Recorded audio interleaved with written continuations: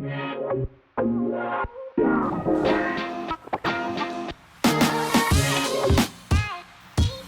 so it's been about 5 months since the last time we spoke, and in that last 5 month period, basically, it's been kind of the off season. It pretty much consumed most of my time here. There's not really much more to say about it than that. I honestly had probably maybe an hour each day to myself where I was not running around trying to do other stuff. So, I mean, for those of you who are following me on Instagram, you saw that as well. My Instagram kind of content dipped off quite a bit now.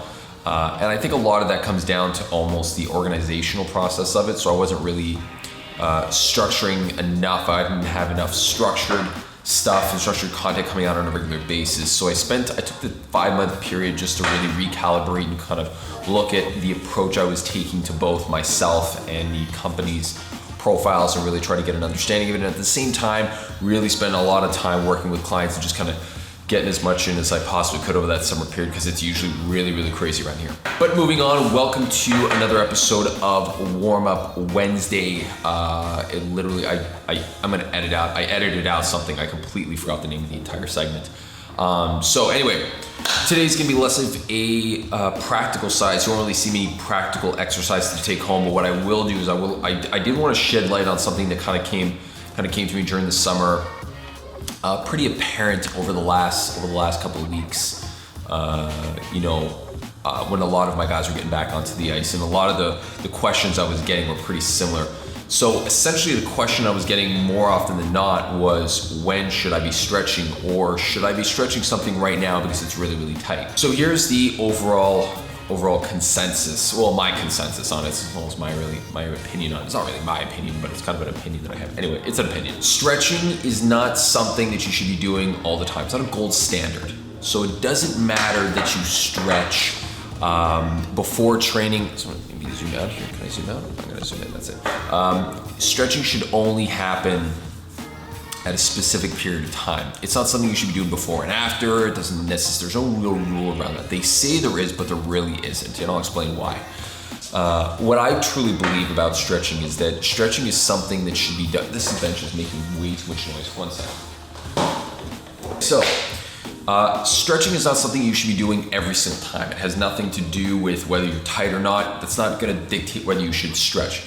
What I would say is stretching should be something that is coupled with another aspect of your warm-up or your recovery. So, or even a rehab or injury prevention or movement prep routine or movement corrective routine. Now here's why I say this. Now listen very carefully.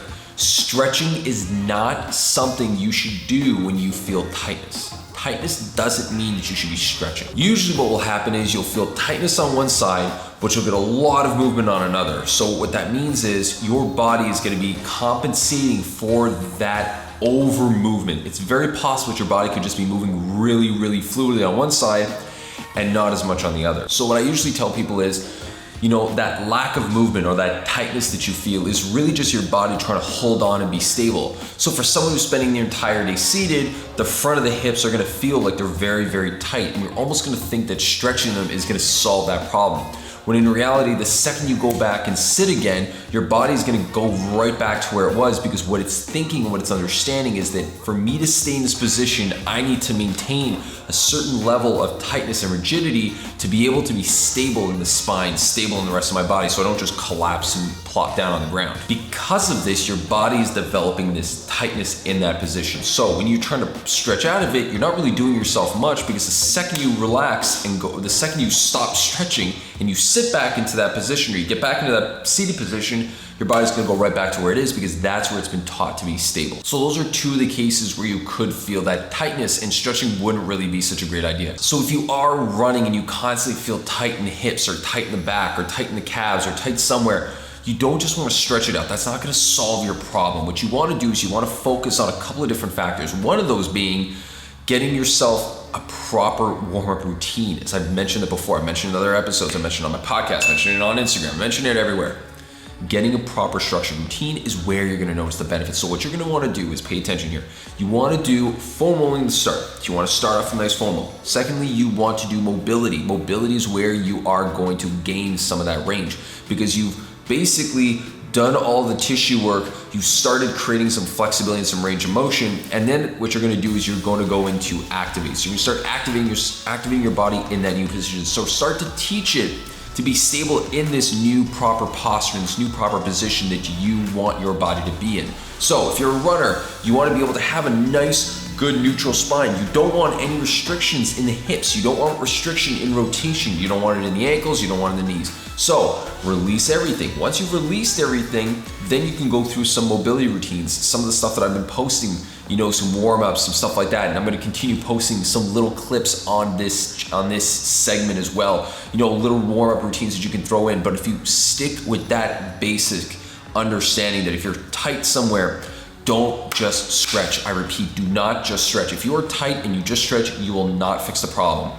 You will literally just fall into this vicious cycle, constantly going around and around and around. I see runners do this all the time, especially runners. It's one of the areas where I think they really need to work on this is the understanding that if you feel tight in the calves, or you feel tight in the hips or in the back or something like that, everyone just starts stretching for no reason. Or they start the run, they stretch, then they finish the run and they stretch, but they've completely avoided doing any real soft tissue work or any activation work. So good core activations, good hip activations, good knee, ankle, foot, toe, all these different areas of the body that are really supporting you when you run. These are all muscles that need to be activated, and you need to be in the right position. You need to be in that neutral spine. You need to have a nice, rigid, stable body. And you gotta do that by getting yourself in the right position, and stretching is not gonna do that. So the answer to that question is, when should you stretch? You should stretch specifically when you need to stretch, which is right after you foam roll, right before you do your activations. That is when you should stretch. Should you stretch after you run? Sure, but you should always follow that. It should always be followed. It should always follow, that's the one. It should always follow foam rolling and some soft tissue work. So break apart any adhesions. If you're running for a long period of time, you're gonna cause some stuff to happen in there. So release that, then stretch.